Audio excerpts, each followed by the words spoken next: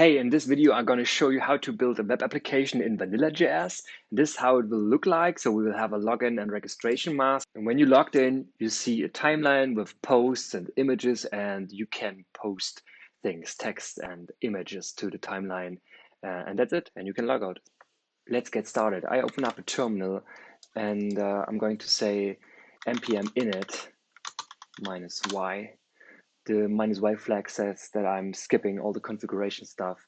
And the very first thing I'm going to do is I want to install Vite.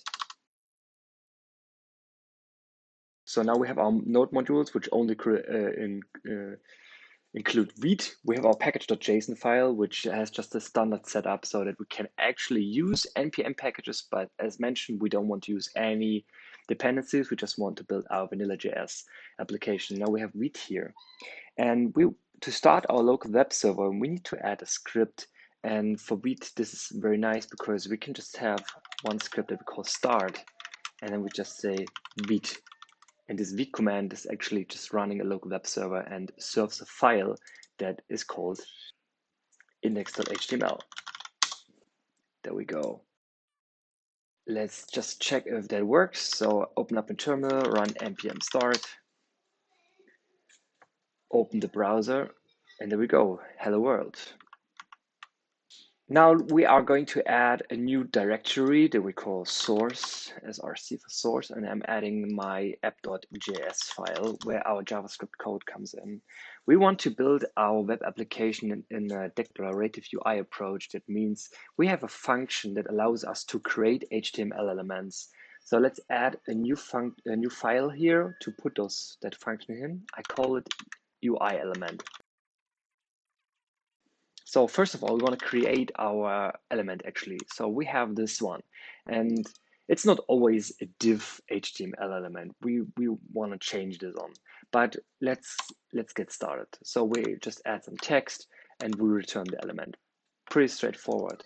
Now let's just call this little function. Say we have a UI element here, like so, and then we say document.body.append this UI element. Let's have a look on the browser, and there we go. There's our hello world. Oh no, this is still this one. So now we want to call the script. So I add a new script tag to the head. Say this is defer, and it's of type module. That allows us that we can have imports in our JavaScript file to import other JavaScript files. Now that works. Hello world. Now let's make this function a little bit more useful by having some parameters we can pass. We are passing an object to the function, but we're using this JavaScript structuring feature that we can directly show what properties do we expect in the object. First of all, we have a tag. That's the tag to create the HTML element with, and we have a text. And the text is an optional field too. So let's say if there's a text, we are going to add this as the text of the HTML element. Let's think this a little bit further. We could also have children. So children elements we want to pass there. And if there are children, we add them to the HTML element too. So let's check how that looks like.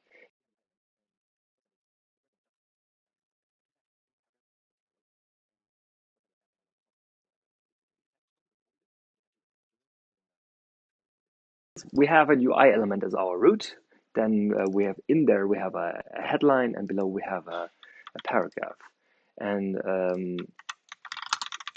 then we have this element here, which is our HTML element, and pass this to our body. This is how it looks like. All right. Now let's get a little bit further. We could also add the parent where we want to add the element to right as a property. If there's a parent, we appended this element, which we are currently creating, right to the parent. So we can get rid of that line down here and say that root element, which is our div here, is going to be added to the body. Let's have a look. All right, that works. We could also add some event listeners. So let's say we can pass some events here. And in case there are events, we say go through that object, which I show you in a minute, take all the event names and add the listener to the HTML element. In the app, it looks like the following. So let's say we have a button here.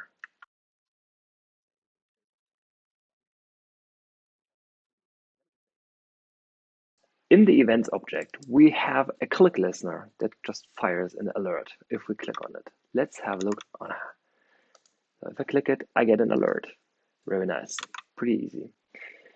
So this is already a kind of nice approach to build our web application, but it still looks a little bit messed up. So how can we make this more clear? We can make this more clear by just having another function that is actually just calling this UI element and gives us like a prepared function to create headlines, paragraphs, buttons, and everything else we need. So let's add a new directory here, which we call UI elements. And in there, we just add a new headline, for example, headline.js. The headline gets a text, and it's returning an UI element. Tag h1 and text. Straightforward. And instead of calling this whole thing, we just call headline with hello world. Works. We can do the same thing for the paragraph and the button.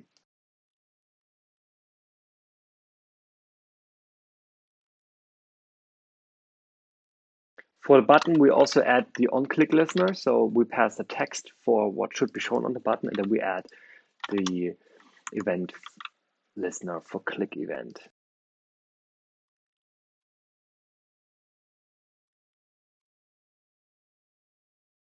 So that is already way shorter. It's the same UI. So let's see. Button clicked. This works.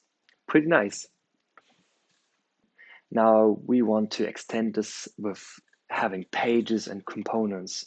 So next to our UI elements, which contains all the representations of HTML elements, we have a new directory that we call components. And let's have a new just homepage component, for example. So let's say we have a homepage.js. And what this exports is a default function. We can, in this case, it doesn't matter if it's an arrow function or a normal function. And we are going to return a new UI element.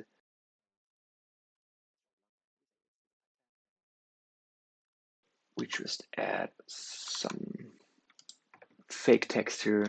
So that's it. We actually don't need to pass the tag div because this is the default value. So we just have this. And in our app.js file, what we can do now is we can say, okay, let's just call this. So in our parent document body, we just say import the homepage. So let's have a look, and there we go. That's the homepage. So probably for our application, we need some kind of a login page that we are going to fill with some input fields to provide our login credentials. And we do exactly the same thing as on the homepage.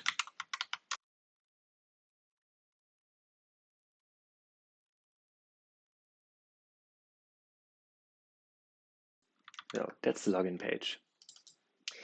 So now, how to differentiate if we are actually on the homepage or login page? That's actually the thing. We don't want to show them both at the same time.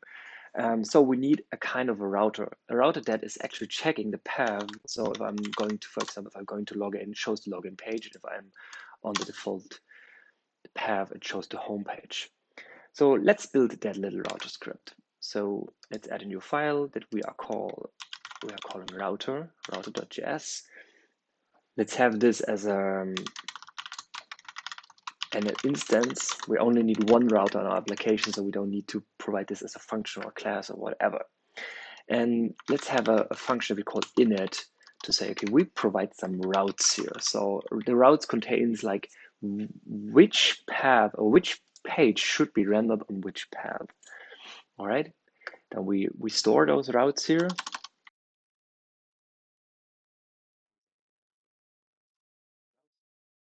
And then we have a function that is actually important. It's called go, or you can call it like navigate to or something like this.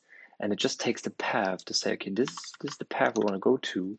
And we also need a flag to say if we are allowing to push the state to our history, which is by default true. All right. All right, it's already filling that in. Okay, at the very first, we want to say, okay, if there's a push state is true, we want to push the state to our window history of our browser. And we also want to have the active path stored here. So let's have our active path, which is by default undefined. And then we say this active path is the path. Then we actually need to find the roots here. So root is not an object. This is actually an array that contains our roots. So let's say we want to find the root here. So in our roots object, in that array, find where the path is equal to the active path that we want to go to, right? So from our application itself, it would look like this.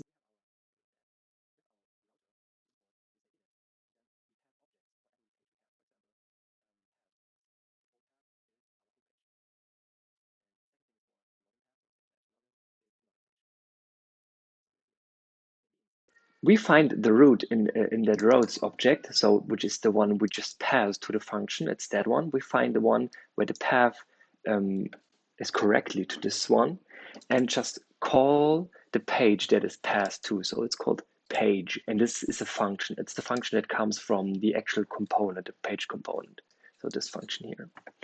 So let's go back to the router and say, okay, if we want to go there, now we want to say document body.inner.html to be empty. So we clear the whole body. You need to be careful here because in our approach, we always have the body empty. But in case, and that's fine because we are really VanillaJS, we are not using any library.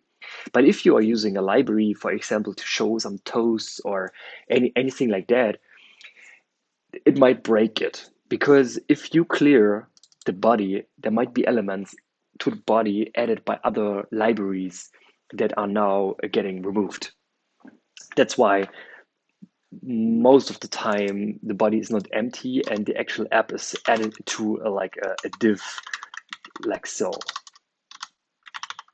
And then you put all your application in that div instead of directly to the body. But I don't do that. You can do that.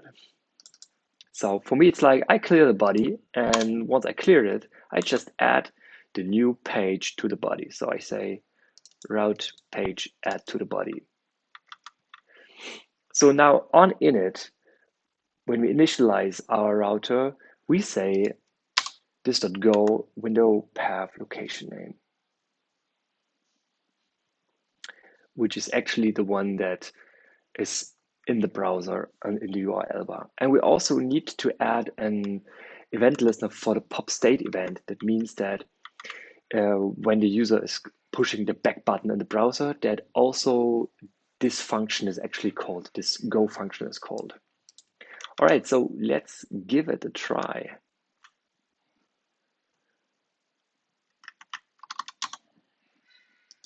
Okay, that's the home page and that's the login page. That works. So we are going to add styles. First of all, in the index.html file, we add a new link tag to add the styles. That is also in our source folder.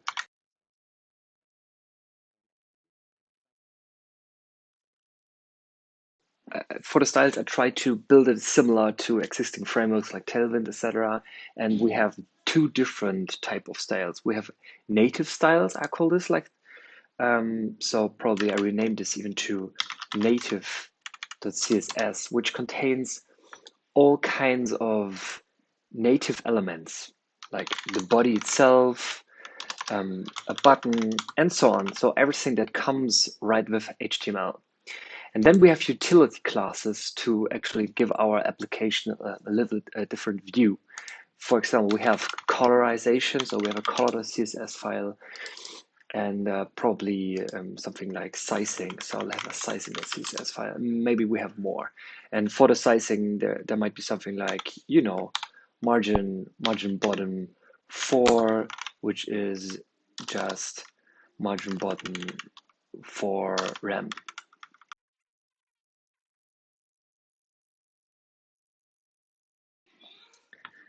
And for the colors, yeah, probably something like color red. Give something the color red. We fill this while we are actually building the page. So we need to add those two.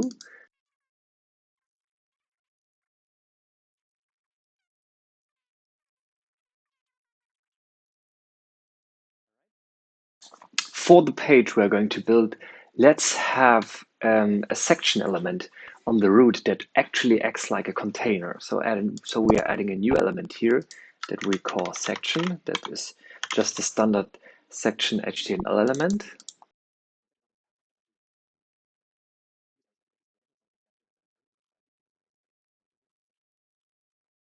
This, and on the login page now we return this section. And this is just getting a list of children. Now let's have a look. Let's go to the login page. Here we go. Now let's add some styles here.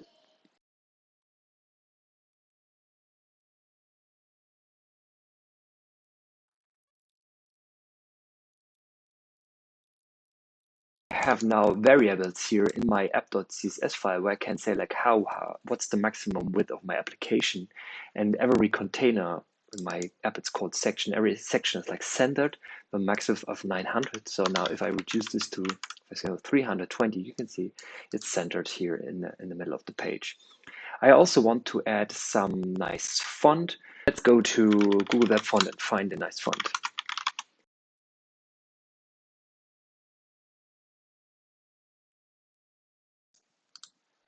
I add a new directory which I call assets, where I put all the images and fonts, etc. in. So I have like another folder fonts, and now I'm copying the font that I just downloaded from Google Web Fonts.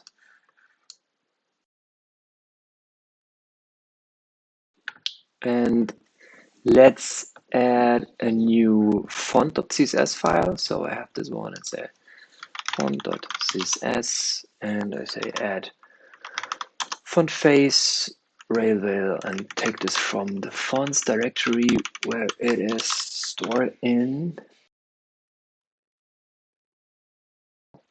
Import that one. We need to import into our application typography, no, font.css. And we also want to apply this actually to our root. There's some styling. I just copy paste this in. It's very important. So first of all, we just copy in the font family we just loaded into our font.css file here. And we could just now say, okay, we apply this right here. Maybe we do that. I think that's better. Let's put it into the root of font here. Root font. Those settings are very important because we have now everything set in rem. So if you check the sizing for margin bottom, etc., we said it's rem, and it's affecting the size. So if I go, if I change the font size, it changes the size of rem. So let me try this. I make it the styling of a headline and say the margin bottom is 2 rem, but actually margin is 0, 0, 2 rem to the bottom and 0, like so. All right. Now let's have a look on the application. You can see that this is the distance. If I now change the font size to make it a little bit more drastically, I change this to 4. If I now change the font size of the application, it should affect actually the size. You can see that the font size gets smaller, but also the distance between the headline and the actual text, this margin is also getting smaller. You know, Now the difference between like this and that is nearly the whole screen. And that is actually pretty nice. So we have this out at 16 pixels, and it's nice. We could actually put this into a variable and also add it from here so we can change it. Yeah, maybe we do that. Maybe we do that. I think it's a good way. So we say,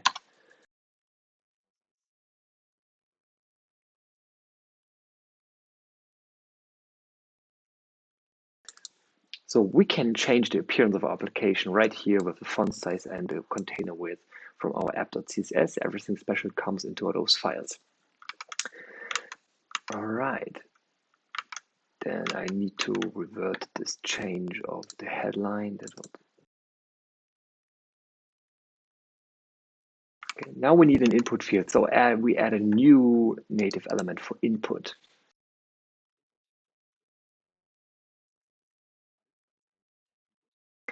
It does not get a text. It gets a placeholder. It gets a type. That's correct. Type text is by default. A value and an on-change event listener. So we are going to splice that in. So we have the attributes we want to splice in. It's a type of type text, the placeholder, and the value is, I don't think we need the value actually. We just have the on-change event listener.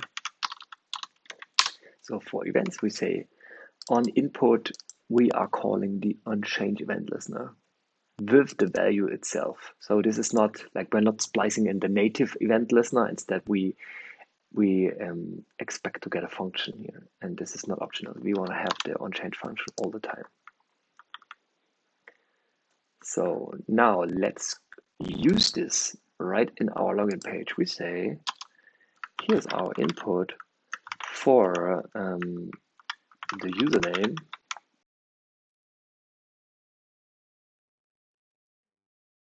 On change, we are going to set the username. So we add a new variable here that we say let username is empty, and right here we say we get the actual username.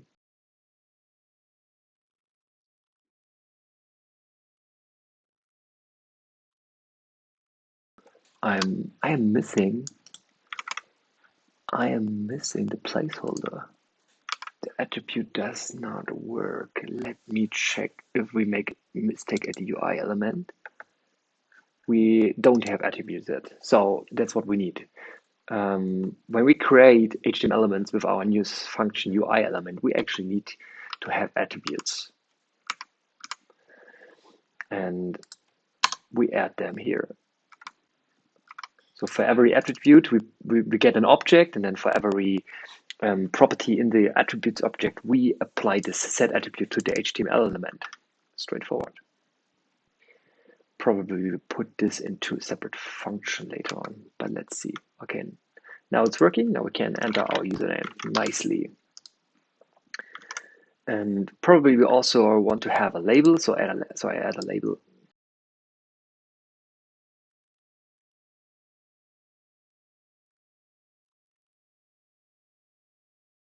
And for our button, we actually want to give the option to add an attribute to say this is a submit button or not. And we could probably put this in an own element to say this is actually a button of type button. So we say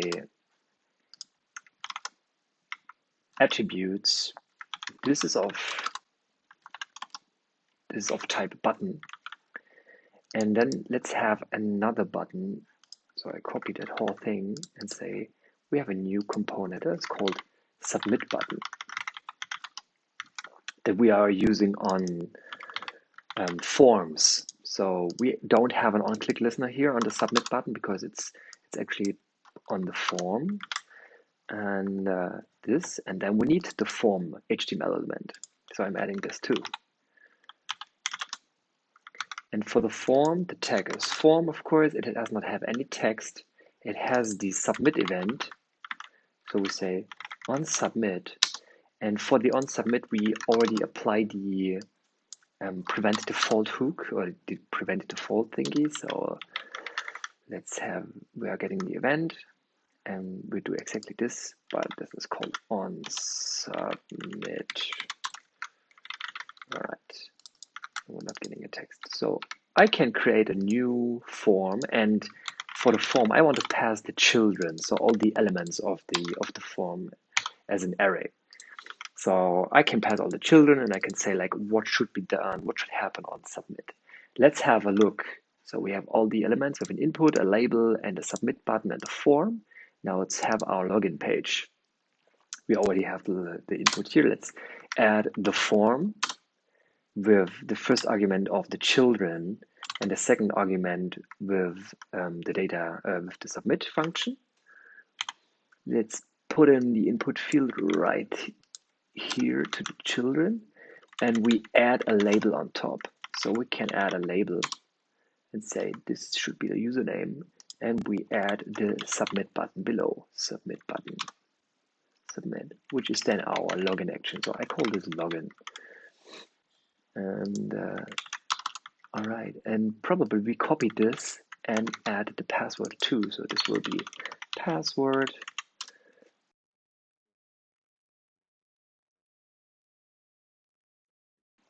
And then on submit, so when the form gets submitted, we are not consoling, we are just alerting username and password for now. So let's see if that works. And we can see it's looking super ugly because of the style. So let's add some basic styling to this one for the input field and the labels.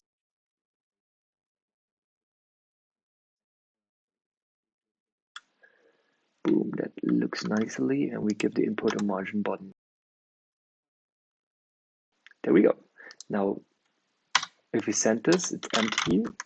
If we add something here, we can see it changes, and that's nice. So we build a very basic login page. We want to build observables. Observables are variables that allow us to subscribe. So whenever something is changed in that variable, we are getting informed and have a listener on it to do something. For our web application, this is very useful for the UI. So if we have a variable like username, we want to render this to the page somewhere, we can actually update this. So if I just add, for example, add another paragraph, and I just pass the username here. And at the beginning, this is empty because username is an empty string. On every change of the input field for username, it updates the username. But this is not represented right in the paragraph. So if I have a look on the application here, you can see if I type something, it's not showing up above. If I change the username initially to something, it shows something, but it's also not shown in the input field. So we want to change this. And for that, we create a function that I call observable. So I closed all those and add a new directory that I call core. The core contains all our core logic that we are using over and over again. So I also put those two elements there. And I add a new file that I call observable.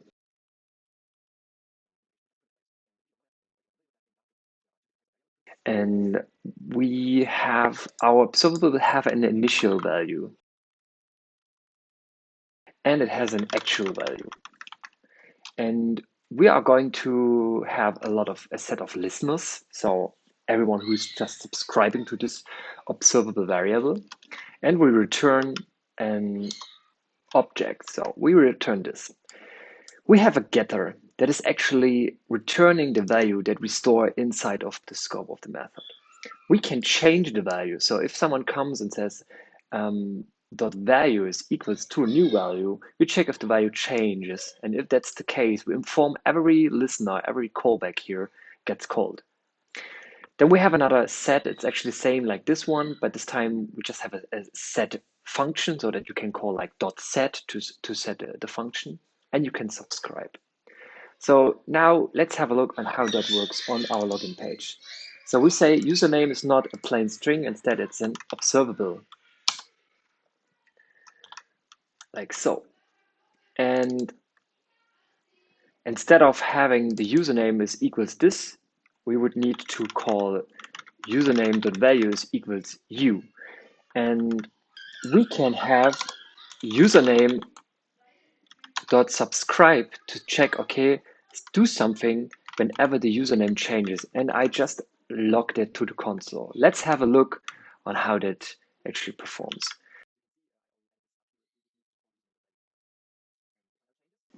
It logs the username into the console. Now we want to actually render this to the page. How can we achieve this? So instead of course, we could just update this. So we can have the paragraph here, like so. Paragraph is this, and just say, okay, let paragraph, like so. That's wrong, by the way. We have the paragraph like so, and then we can say whenever the username changes, we can say paragraph dot inner text is that username, right? But that's still a little unhandy. We have this custom subscribe method here and so on, and we could have this we could make this a little bit shorter. First of all, the onChange method can be just shortened because we pass a u and it gets passed here, and we can actually set username.set u like so, and this could be shortened again by just passing the username.set function right to the onChange listener.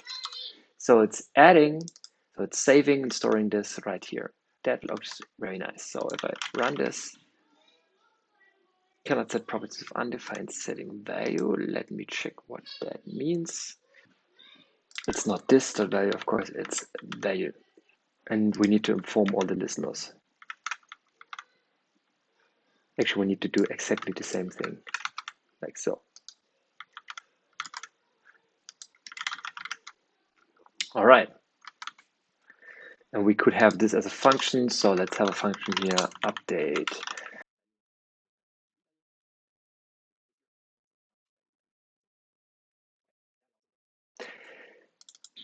Now, how can we actually make this paragraph shorter to say, okay, how can we avoid calling this subscribe method? Of course, we could just put this into our UI element class.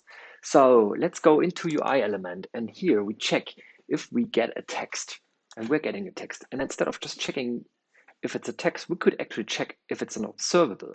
So let's put in another property in our observable object. We say, is observable true? And in our UI element, we just ask, is this an observable?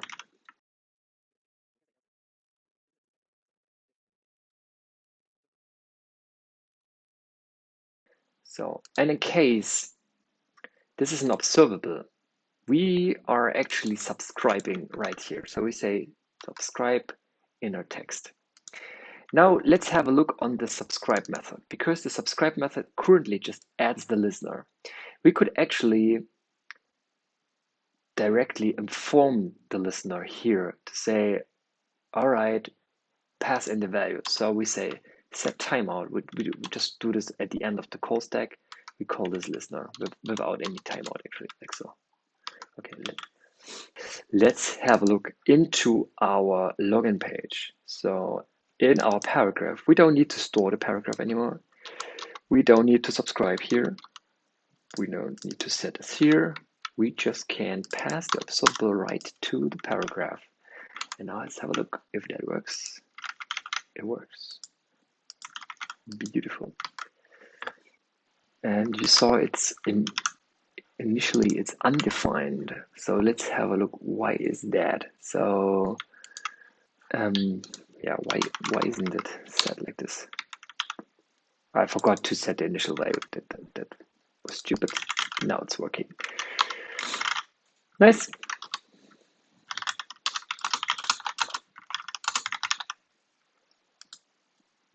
This is how you can bind the value to a screen. So that looks pretty smart.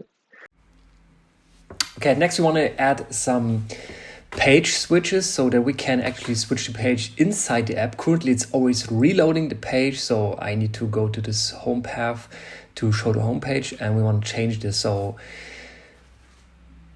we probably need a new component first, or we need a new UI element first. Let's add a link, or probably it's better to call this anchor. So like the standard A tag that we have in our elements, and I just copied that one here for my anchor, give it the A tag, it gets a text, and it also gets the hyperreference as an attribute. So we are going to add this one also. We also add the target, which is most of the time just a self, so we are staying in the same browser, but if you add blank, you would get a new tab in your browser. And this is also like just an attribute we add to the element.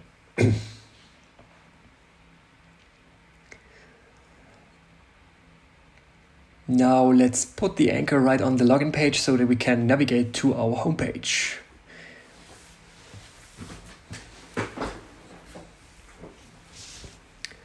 And we do the same thing on the homepage itself to be able to navigate to the login page.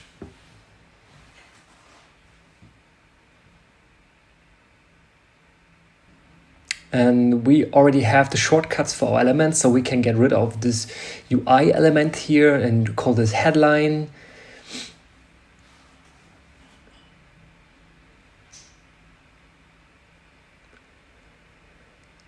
That's nice, and we already have the section that is also getting the special style so that the homepage is also nicely centered on the screen, and we need to import the section from our UI elements folder.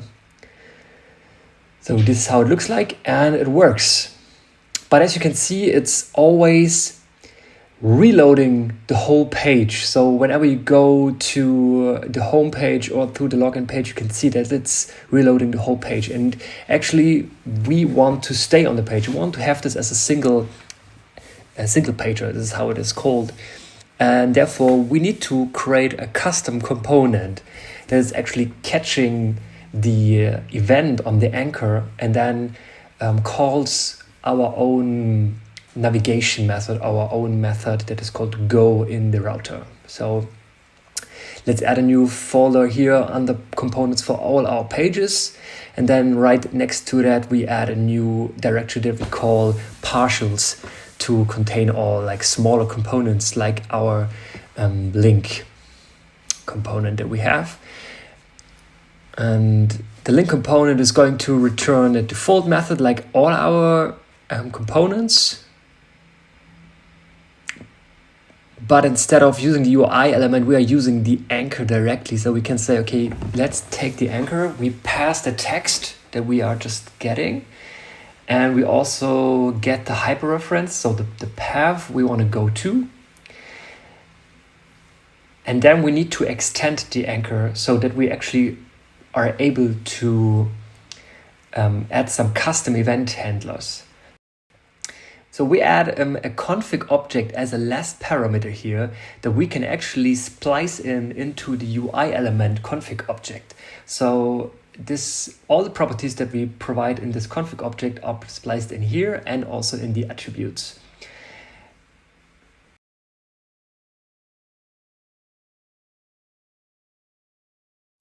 So yeah, and the attributes might be empty, so there might be no attributes property on the config, and there might be no config at all. That's why we need to check if it's really existing, and if that's the case, we splice it in, and else we splice in an empty object, so it's always working.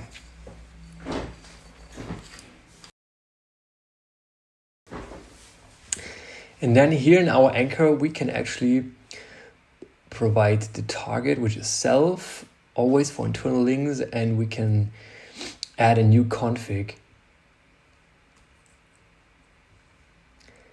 where we say, okay, let's splice in some custom events. So on click, we actually want to check or want to prevent the default behavior so that not the link is opened actually, and we also don't want to call window open. Instead, we want to use our own router and say, go to that path. So router.go hyperreference.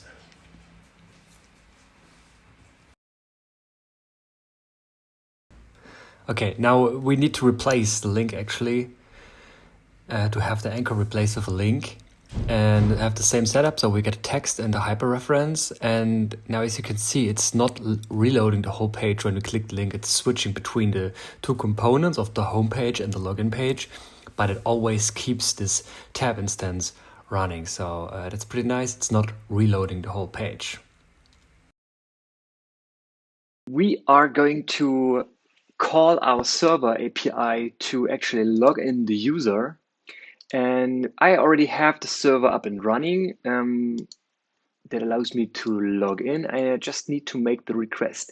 And we are doing this in VanillaJS, so we are not using any library. So we know Axios or something like this. Instead, we are calling this via the native fetch API. Our server is running on localhost 3000, so on my machine. And the first thing we are going to do is we add a new core module that we just call HTTP. So I say http.js, simple JavaScript. And this is an object. So we say export const HTTP is an object. And this one has one function that is actually a private function. And I like this private thingy of having the underscore first to indicate that this is actually private. It works super nice. I know nowadays it's not that much used anymore, but I don't care. And when we are going to make a request, we actually need the URL, which we like to call. We have a method that means like, is it a post or get request? Then we have the body. Later on, probably we also need to check if it is a JSON or not. You can see my autocompletion is already giving me everything, but I skipped it for now. So if there's a body, we actually need to stringify that one. So we say like, if there's a body, we say stringify that body so that it's that we turn that JSON object into a string. And then we use the native fetch API from JavaScript to make the request. So we have the URL, and then we grab the method, which is post or get. We can, by the way, have some option and some default parameters. We can say, okay, by default, this is a get request, and this one is by default is undefined, so we don't need that to call, and we can just say like make request to URL, and it's just making a get request. And at the end, we get the response, which we await. So this is an async function. That's why we can await the response. We pass in the body that might be undefined. It's fine. And if the response is okay, we return the response as JSON. If it's not okay, then we actually throw the response so that we can handle it separately and like check the thingy. And then for the actual request, we want to have some shortcuts here. So let's have just like a method that's called post, which is also async. And the post is getting the path. It's actually not getting the full URL. Instead, we have the full URL stored in our module here.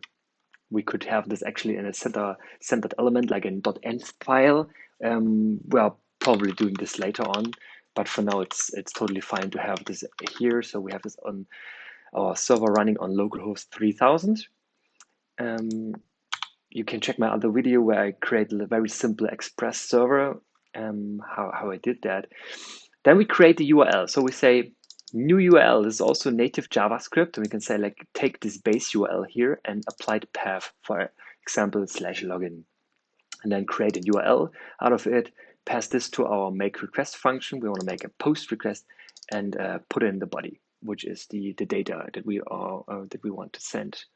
Right. So this is our post, and then we also need a get later on. So we have the same thing for get, and it's exactly the same logic. We create a URL and make a get request, and because get is the default value for method, you can even make this shorter here.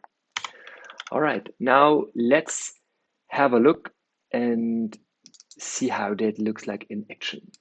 In our login page, probably it's a good practice to separate the logic, the business logic, from the view. I do this now all here, but yeah. On submit, so that's the function that's getting called when the form with the username and password is like submitted. We want to log in. So I create a function that I call login and copy the name down here, say on submit login. All right. And inside the login, we say use this HTTP module and make a post request to /users/login. This is how it's called. This is how it is called. We import our HTTP core module, and the request is exactly this one. It's the username is the username dot value, and the password is the password dot value. And we want to await this, so we make this function async, so we can await this and have the response here. All right, and then I just log the response for now to see what happens. And I just get rid of that paragraph down here. We don't need that. So let's check if that's working. I go to the login and I put in some random values, and I got a 401 unauthorized error. So how do we actually handle those errors? First of all, we would probably put this into a try-catch block to say, okay, if that fails, do something. And in the catch, we want to say like an error message. Let's have the error message here. And this is an observable, it's empty. And let's put in a paragraph here, paragraph with the error message. And we already have this color class, color red, for, you can use this actually for dangers, for error messages. So we want to apply a style right here. So we say color red. I say color danger. That's also nice to give your colors like a different name. But I think red is fine for now. So, but this won't work because our paragraph doesn't have a certain parameter. But let's change this. So let's add a style. And we are going to say attributes and add the style as an attribute. No, we want to have this actually as a style class. So this is not the style, this is the class. By default is an empty string. So what that means is it should give the HTML element, this p tag should give it the color red. So, and what we do now is, because this is an observable, it's automatically adding the error message to this paragraph if it exists. So let's go in here and say, yeah, exactly that AI prompt here. So if the status is 401, we say invalid username and password. So let's check that out. Works. Nice error message. Now that's actually okay-ish. If you see, like, if you check the DOM, you can see that the element still exists. We could update this to say, okay, how can we get rid of the p tag if there is no error message? And that's not that easy because we would need to have like something like a show if thingy to wrap this around, to say if error message render the following children or child, something like this. So it's a custom component again. So let's have a new component here that we could just if.js. Export a default function. First of all, it gets the observable, gets the children. We need an HTML element as a placeholder. Then we're gonna say return the placeholder. Maybe we have this not as a children. I think a child would be way easier. We're gonna say observable condition dot subscribe condition. If it's a condition, we say child append nothing. That doesn't make sense. But we say placeholder replace with child replace with placeholder. I think That's interesting. Let's see if that works. Let's see if that works. If condition. We have this if. So let's import the if here. And we are having this directly behind if error message. If that's true, we render the paragraph. So there's the if placeholder. I want to revert the error message once someone types something. So we can have like username dot subscribe, and exactly we set the error message to an empty string if someone types something. So let's do that again. Again, we have this placeholder to type something, press enter, get a server error, shows me invalid username, puts in the placeholder again. That is freaking awesome. So we can have this if thingy. So if something happens, we have this nice if. So conditional rendering. You can render a child yes or no. That's great. It's only working currently with one child, so there's only one paragraph. If you would have a list, it might be a little bit more complicated. And probably we also need the opposite to say like that we have an if not. But that's fine. We can work with that. So I need to find like a real username that is working. Let me check what user I already have. Okay, let's create the registration route first of all. So we actually can copy the whole login page and just call it like registration page. And on the registration page, we have the same thingy, but we just say instead of login, the URL is register. It's all the same. It's all fine. And welcome to the naming. Yeah, I will update this later on. So registration page, render error message, and we say register. So the function name is called register. Update that up here. Okay, and go to home page, and let's add another link for the login page. Go to login page / login, and in our login page, let's have this registration link. Go to registration page, registration, and we need to add this to our routes. So we have this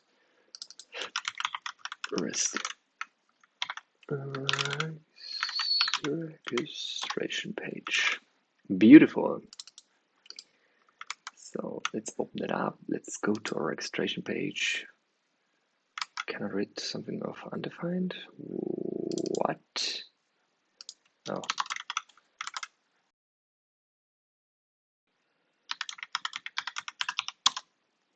An error code 500. All right. And I just see that it's actually not a username. It's actually an email. So have this on the form here now. This is not a username. This is a type email, and this is an email. Okay. All right. Let's see if that works.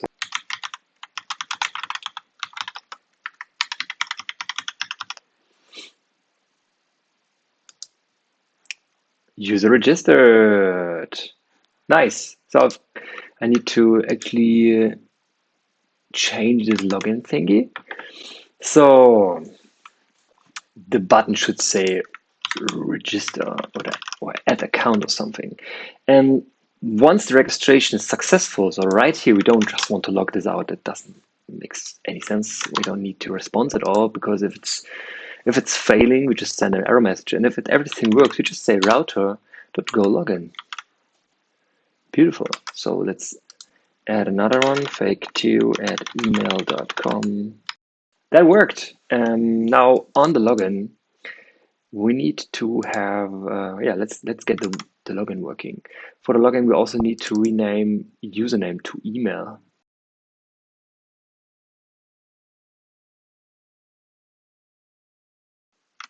And now we try to log in.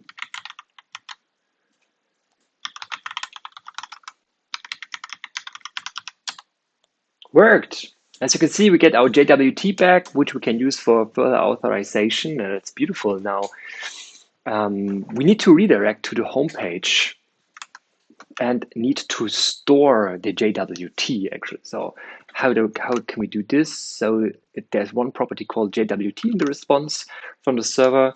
So we say window.localstorage.setItem token is response to token or is JWT. This is JWT. And probably it makes sense to have this as a separate storage unit. Maybe we build this later on. And then we say router.go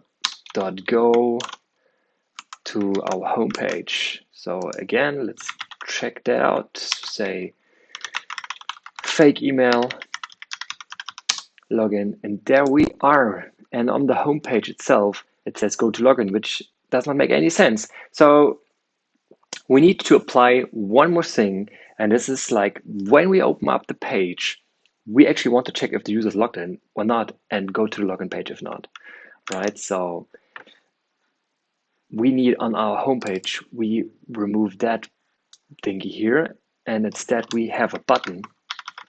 So we just have a button that says logout, and let's have a logout function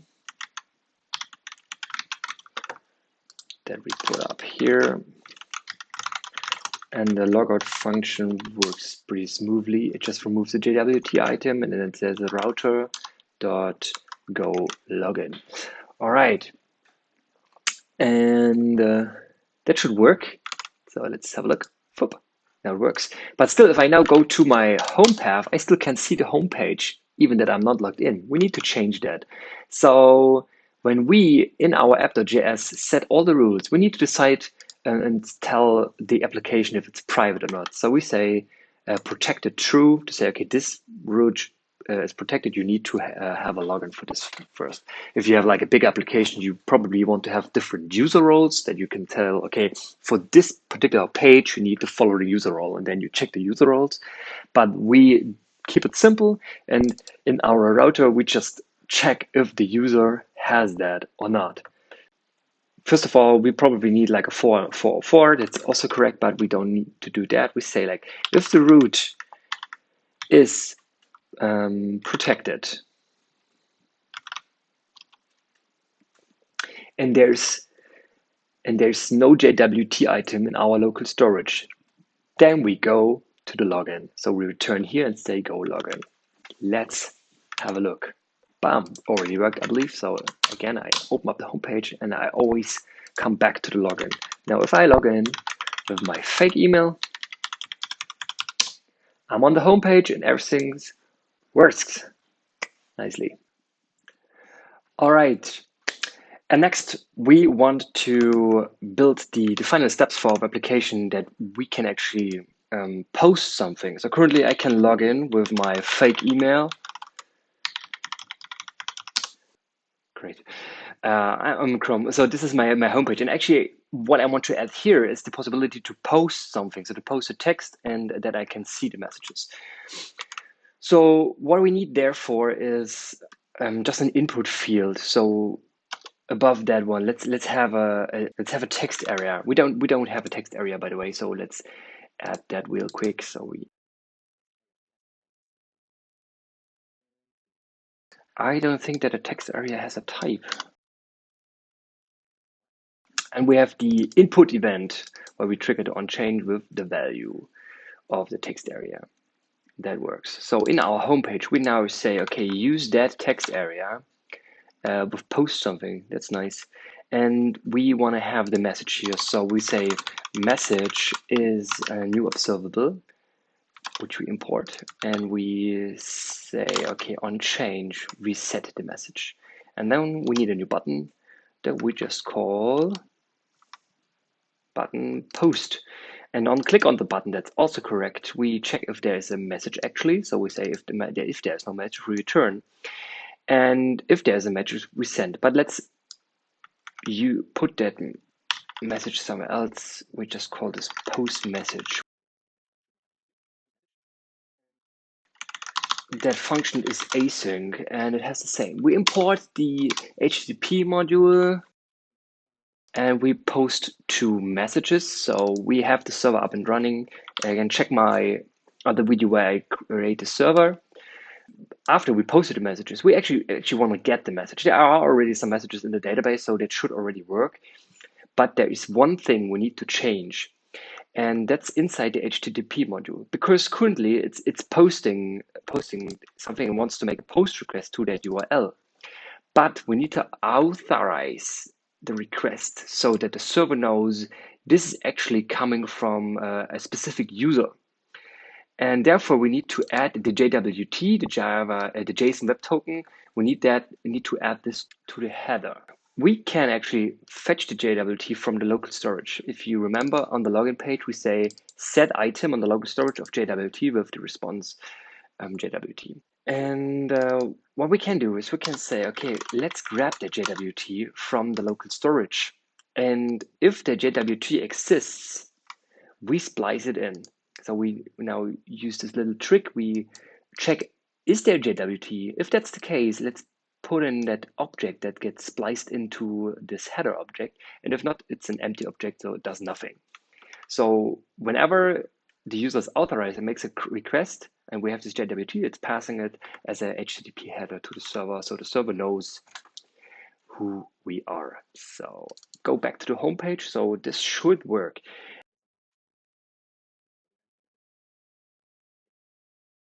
Now let's check if that works. So here we are. We have this beautiful thing. We need to clean it up in a minute, but test, post.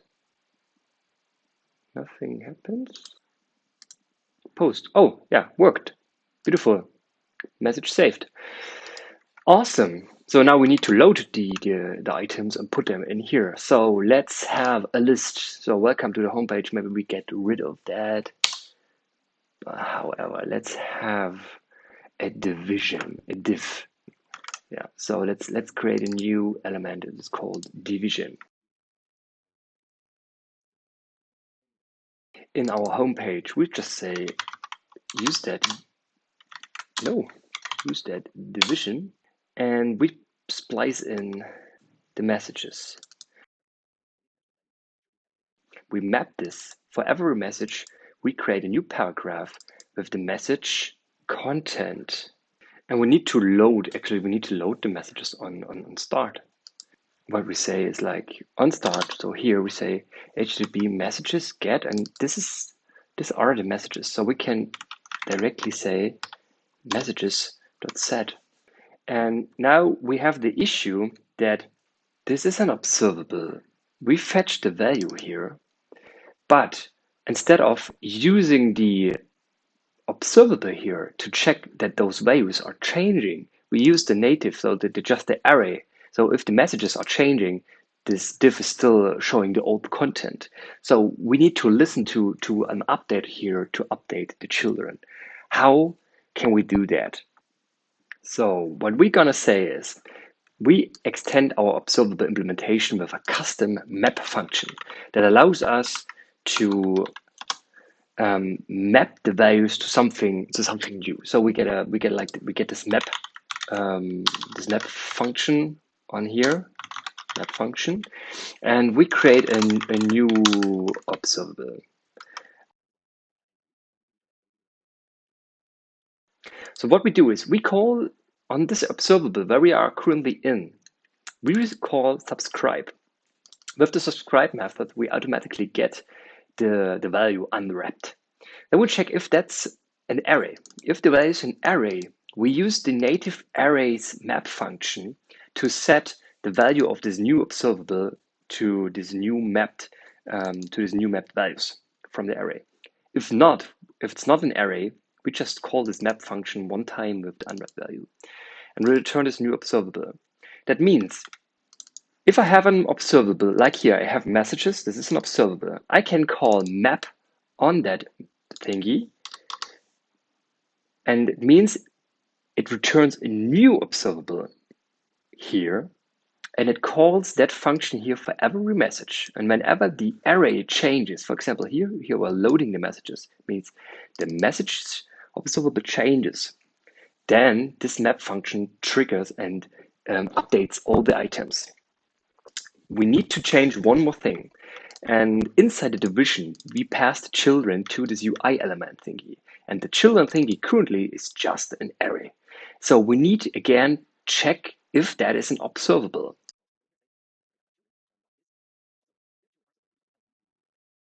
So now for the observable stuff, we do exactly the same thing as you can see above. So we call this .subscribe. And then whenever this changes, we clear the whole element. We throw everything in there away and append the new children to it.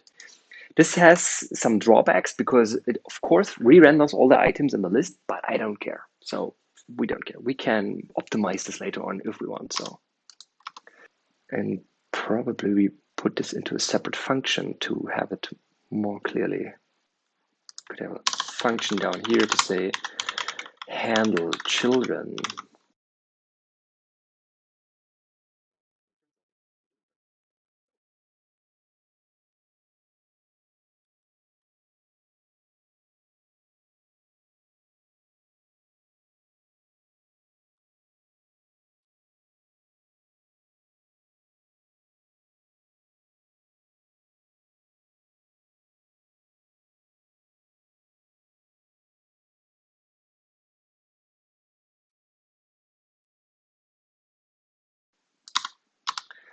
So that looks much better now, having all those parts separated. And this allows us now to have this like that. So we pass into children, and it checks that is an observable. It is, because this custom map function returns a new observable. Very nice. So let's take a look, and there we go. It's already working. You can see that's the list of messages, and if I post something new, this is something new, posted, it appears on top. That is great. So now let's make this a little bit more beautiful. Okay, we got that application running. We see the messages that we post here, and it works. Now we want to add images. And for the images, we need to have an input field of type file on the front end that we can actually send the image to our server. So let's go to the code, and finally we also need to clean up the application. It does not really look good currently.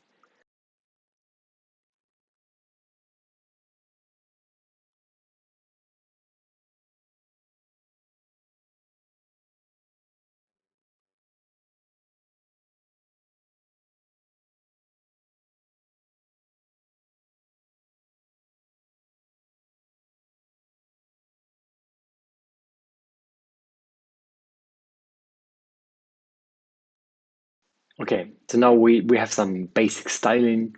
The text area also needs some nice styling later on.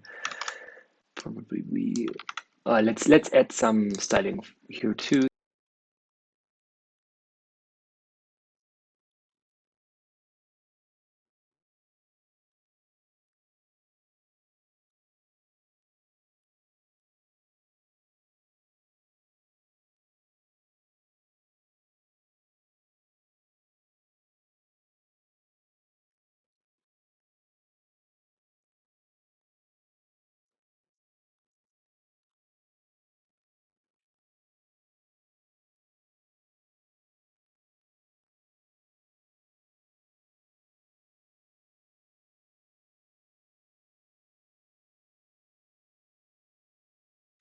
I think that's good. So now for the image upload, we need to put in input field for that one. And down here, let's add a new input field, which is the picture of type file. That is all fine. Probably we need to have a file input. element because it has some custom thingy. So let's say we have a file input.js, and this is pretty similar to the standard input, but the file input is listening on the change event, and it's grabbing the target files 0. It already has a type file, so we don't need to place that, and it does not have any placeholder actually, so we can get rid of that or no. The type is file, and we have this onChange thingy. And in our application now, we say this is a file input. Don't need that all. That's the file. Straightforward. And whenever we are posting the message, we actually need to upload the file. And therefore, we need to have a special request thingy, because currently our requests are always making JSON requests, but we want to make a form data request to upload our data. That's why we need to adjust this a little bit to say, is JSON is true? We can pass this flag here. So if the body like is JSON and there's a body, we just stringify the body and put it in here. Else it's just passing the body as it is. And for the content type, we need to do the same. We do the same thingy as below. So like if it's JSON, we splice in the content type application JSON, else we do not splice in any content type. And for the response okay, it's the same. So if it's okay, we say, it's JSON? If so, parse the JSON, else return the response as it is. That makes sense. Now let's have a function upload files. Okay, I would say that's actually okay. We can do it like that. So upload file. We have the same URL structure as above, but this time we construct some form data that gets the file and the name for the file, which is optional. So let's just call this file. We don't need to do that. And then it's false. And then in our home page, we have this file input thingy. So what we can do here is we can add a new observable, which we just call file, which is null at the beginning. I don't like to use null, so I would use undefined instead and say, we can now say, because it's getting the file here, you can just say file.set on the file input. Pretty smart. And on the post message thingy, we actually, whenever we post a message, we reload the messages, and we want to check if there is a file to upload. So that works pretty nicely. So if there's a file chosen by the user, we call the upload function that we just wrote and upload to messages /image. The name doesn't matter, and that's it. The server-side part, you can check in my other video how I actually store the files and the images online, and that's all fine. That's the upload part. So now on the download part. Currently, what we have here is we have a division, so just a div tag, and for every message, we render a paragraph. So let's have a new message item. So let's say message view or something like that. And the message view exports default function like this, and it gets the actual message, which has an ID, it has content, and it has the image path. This is what we get from the server. And what we return is a new division. And then for the we add a paragraph, and above the paragraph we add an image. So the image is not as easy to retrieve but let's check this first. Let's just put it in the image path here and see what that looks like. And on the home page, instead of calling this paragraph thingy, we just say use this component which we just wrote. Just use the message view fob. Now let's have a look if that works. And it works. But now we need to load the image. Unfortunately, we cannot load the image just right away. We cannot just put in the image tag because the request needs to be authorized. So we make need to put the JWT, the bearer token, into the header when loading that one. So let's add a new component first for the image. So let's just add a new file for image.js.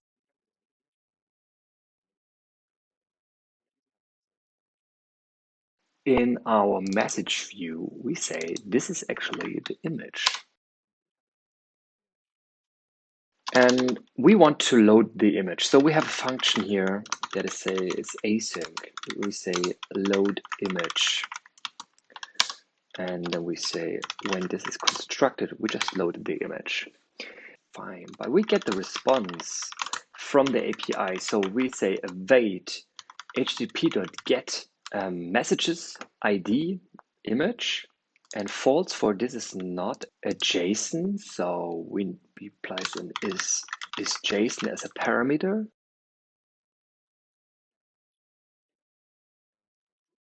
So we can say is JSON false, because what we get from the slash image is actually an image that we can create a blob from. So we get this like blob is response.await blob. That's fine. We need to import the HTTP from our core.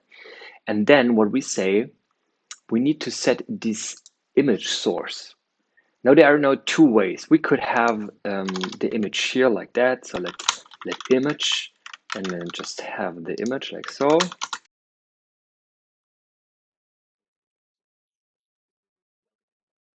That should work. Let's have a look on the page. It works. It does not work.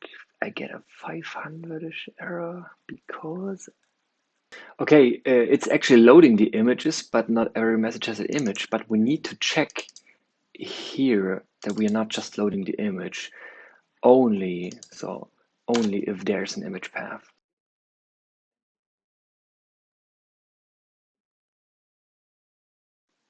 Okay, now we are getting the messages and one image or two images, but it's not rendered to the screen. So let's have a look. Oh, I'm stupid. Of course, the tag name is not image, it's EMG, and there is my image. Beautiful. And to have this working probably, let's put in this one. And there we go. Now we have our message and it works beautiful. Let's add some utility classes to have this look better. So at the bottom of every message, we want to add a little line. So let's have a new file that we call border.css, and we have like border bottom one.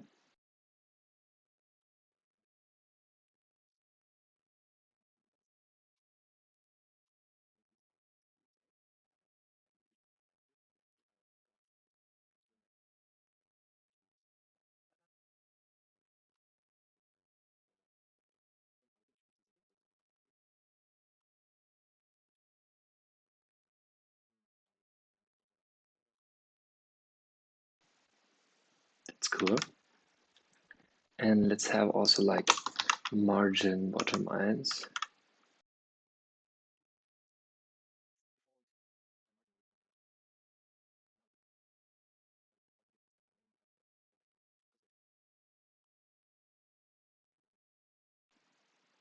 The file input looks kind of ugly, but I don't care. We could hide this behind an icon or something. But our application is complete. I can log out, I can log in, and I can register. And all great. Probably that those input fields should be cleaned up too. So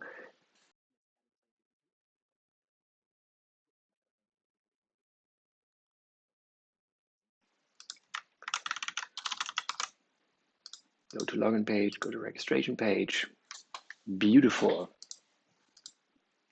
So I hope you enjoyed this little web application building with VanillaJS.